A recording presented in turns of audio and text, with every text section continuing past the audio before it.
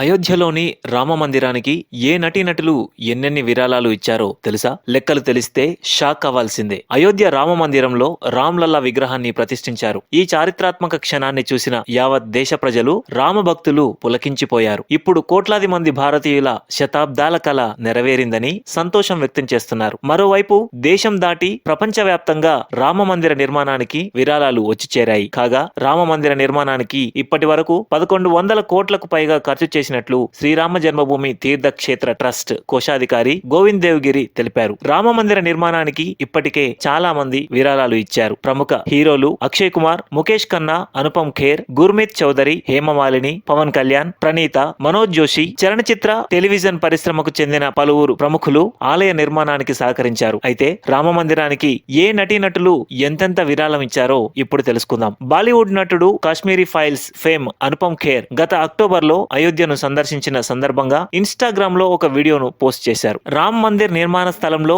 Record చేసిన clip ను కూడా ఆయన సోషల్ మీడియాతో పంచుకున్నాడు. అయోధ్యలో రామ మందిర నిర్మాణానికి జనసేన అధినేత పవర్ స్టార్ పవన్ కళ్యాణ్ 30 లక్షల రూపాయలు విరాళంగా ఇచ్చారు. శక్తిమాన్ గా సుపరిచితుడైన నటుడు ముఖేష్ ఖన్నా ఆలయ నిర్మాణం కోసం 1,10,000 రూపాయల చెక్కును అధికారులకు అందజేశారు. తెలుగు నటి ప్రణీత సుభాష్ అయోధ్య రామ మందిర నిధికి 1 లక్ష రూపాయల విరాళం ఇస్తున్నట్లు పేర్కొంటూ ఒక వీడియోను పోస్ట్ చేశారు.